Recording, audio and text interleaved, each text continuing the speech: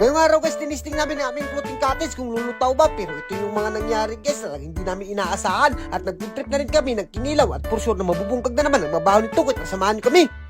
So for today's video guys, dahil iwas Pasko na, siyempre mayroon tayong mga salin-salin at hindi na natin yan papasayluin pa. Kaya naman bumiyahe kami papunta ng aming floating cottage kasama yung mga pamilya namin at titistingan namin itong aming floating cottage kung lulutaw ba, kung kakaya ba siya ng daghan. At as you can see naman guys, pagtanaw namin dito, napaka-ready na sila. Kami na lang pala yung hinihintay at lalarga na itong ating floating cottage. At sobrang excited talaga namin guys kung ano yung magiging resulta nito. Pero nako, nag-goal ako guys pag sakay nila sa floating cottage. Parang may kulang talaga ang ating floating cottage guys at umunlod siya at hindi niya kaya yung napakadaghan. At tinisting pa namin doon sa laom-laom talaga guys, nasudlan na ng tubig ang aming floating cottage at malapit nang umunlod.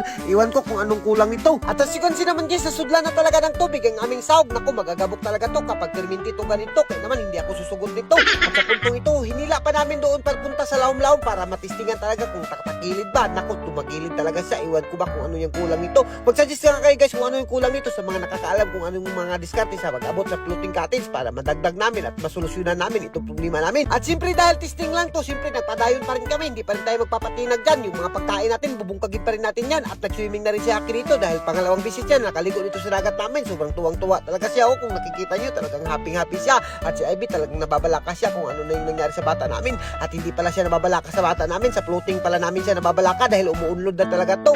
At maganda-ganda nga pala talaga yung view dito guys sa dagat namin. Kapag nilagyan mo ng floating cottage, hindi ka magmamahay. At sa puntong ito, mamana-pana rin tayo ng mga isda dito dahil talagang wala tayong lingaw. At ayun na nga, sumahon na nga ako dito. Napakadaghan pa naman ng isda dito sa kilid-kilid ng lugar namin. Kaya di ka talaga magmamahay kapag dito ka maligo. At si Ivy, nagsima-sima na nga rin siya ng mango float yan na baon namin. At sa puntong ito, nakabalik na kagad ako pagpamana dito. Konti lang nga pala yung kuha ko dyan dahil nagsaliga ako sa mga kauban ko dahil daghan kami. At ang kaganahan lang dito sa floating cottage namin guys, so kung nakikita nyo, meron siyang pahuwayanan at meron siyang pagpicture-picturean talaga. Hindi ka magmamahay dito. Kung nakikita nyo sa Ivy, napakaganda talaga ng view. At napanalipay nga rin bata namin dahil first time niya nakatamak dito sa aming floating cottage. At pwede ka rin mamingwit-mingwit dito guys dahil napakadaga ng ibis, malilingaw ka talaga dito. Talagang hindi ka magmamahay. At sa puntong ito, nakabalik na nga yung mga kasama namin na nanguha ng isda. Tinabang-tabangan na rin namin pag hindo dito. At ayan na nga kung nakikita yung makinilaw guys, talaga mabubungkag na. At di nga pinasaylo ng kulbilot, sinima-siman niya na kahit at siyempre yung mga babae hindi natin yan papalihukin. Mga lalaki lang talaga yung tabang-tabang sa paglihok dito ng mga isda dahil yung mga babae kailangan lang talaga nila magmarites at magsismisan. Ganito naman talaga yung talentang mga babae kapag dating sa liguan ay talaga magsismisan. Pero yung mga lalaki nagkamamo na talaga sila sa pagluto at sa pagtimpla ng kinilaw.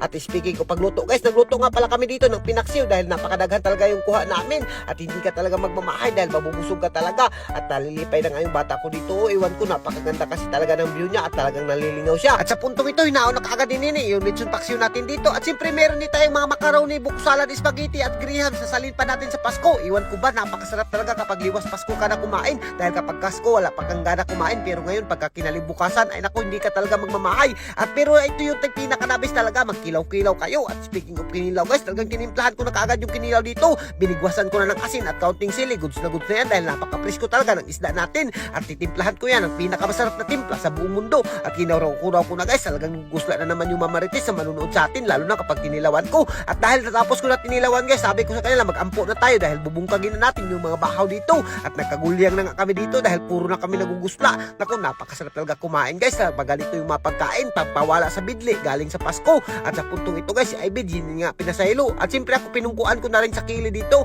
Napakaganda talaga ng view dito sa ating floating cottage guys. At napakaaliwalas pa. At hindi ka talaga magmamahay dito. Actually guys, kung dalawa lang talaga kami ni Ivy maliligo dito sa floating cottage namin, okay na yan. Pero kapag kasama namin yung mga pamilya namin at medyo daghan-daghan kami, talagang susurinder yung ating floating cottage. Kaya naman marami pang kulang to. Kaya hanggang dito na lang muna siguro kami guys. At kung hindi ka natin sa mga video namin, huwag mo na kalimutan i-like and i-share para mas marami tayong lingaw. Thank you and God bless you all. Mabuhay kayong lahat mga idol hanggat gusto nyo. So ayun guys, 5 GL. Ito Gcash ko. Palagi akong pumapaldo. Nasa comment section yung link guys kung gusto mo ring makatulad dito.